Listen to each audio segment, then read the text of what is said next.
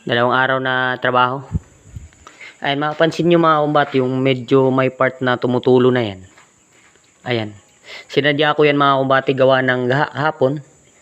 Yung pagbubong namin, kaya iniwanan namin kahapon kasi nag-uulan-ulan. Ngayon, pag-akit kanina, dun sa mga part ng parlins, merong tubig na nakapondo. Gawa ng si parlins yung ginamit. Kaya, ang mabisang gawin mga kumbati, sa kagaya niyan. Ayan, binarinahan ko yan mga kumbati. Inlagyan natin ng butas para yung tubig na nasa loob ng sea parlins maalis po. Ma-drain. Diyan po de-drain yung tubig na sa sea parlins mga kumbati. Bali lahat yan. Lahat ng sea parlins na to. Nilagyan ko yan ng mga butas. Kasi gawa ng kahapon maulan. Merong nakapistak na tubig galing sa ulan. Kaya hindi agad namin to nalagyan ng yero. Gawa ng maulan. Ngayon, yung pinakadabis mga kumbati, ang gawin nyo. Kaya kagaya po ng ginawa ko. Ayan, makapansin nyo yung tumutulo na yan.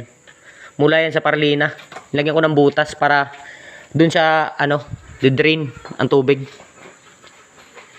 Bali ito na. Ayan lahat.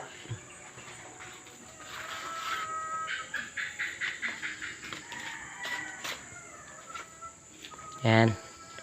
Hopefully, kahit masama yung panahon, nag-uulan-ulan, natapos pa rin namin. Ayan, although maraming mga adjustment kung saan nahirapan ho tayo sa pag-align. Kinakailangan po talaga mga kumbati sa mga ganito, ina-align po yung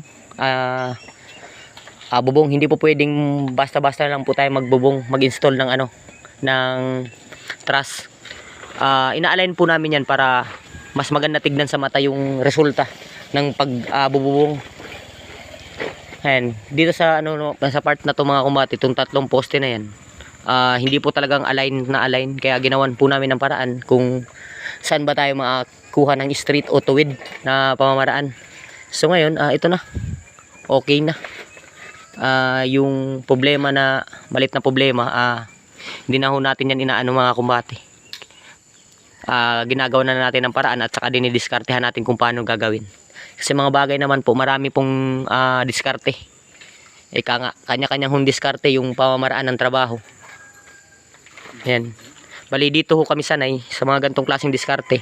Kung yung pundasyon o yung mga poste, kahit pa baluktot-baluktot yan mga kumbati, kaya natin yung gawa ng paraan. Ayan. Sa pag-ano lang yan mga kumbati ba, okay na yung hip thrust niyan. Kahit wala sa alignment, basta yung sea parlins nasa eskwela, okay na po yan. Ayan. So ngayon, ang ginagawa ng tropa, ligpit na. Niligpit na. Nagliligpit na ako kami. At saka itong mga, dito sa may part na to, wala pang fascia frame at saka fascia board. Isasabay na lang ho yan. Sabi nila boss, pag-iipunan pa nila yung para sa gutter dito at saka sa flashing gutter at saka molding. Ayan. So sunod na pagbabalik natin, so bali ang mga trabaho natin dun sa may part ng nila, kusina. Kung saan hindi na po concrete post yung ilalagay. Ito na pong yung GI na tubo yung ilalagay. Bali ito na yung bubong. Binuo nila yung bubong agad kasi nga gawa ng malayo yung binibilhan nito, nasa lungsod ng San Francisco pa bibili ng color up. Kaya inano nila boss na unahin na lang muna daw yung bubong. Wala namang ho yung problema mga kumbati. Kasi nga, yung bubong hindi naman ho ito masisira. Dito sa part na to, sa part ng kusina nila, ito. Ayan, bali, meron pang mga lupa na alisin. Gawa ng ito, may pintuto dito mga kumbati. Bawakbakin pa po namin yan dyan. Tapos dyan sa may part na yan, may tatlong poste na i-install dyan. Bali, yung gagawing poste, GI. Bali, pupundasyon na lang natin ng concrete mga kumbati. Ayan. Ayan, kagaya na ito. Bali ito mga kumbati, dito sa akin gawa yung bubong na to nung ilamadam. Ayan, mapapansin nyo, wala ho talaga sa eskwela. Kaya makikita ho yung wala sa eskwela yung truss. Sa makikita na ho yan pag in-install na ho ng bubong. Kagaya nyan mga kumbati. Ayan dyan, nasa 3 inches. Pagdating dito sa dulo, ay na po, nasa 15 inches na ho mga kumbati. So ayan na, okay na.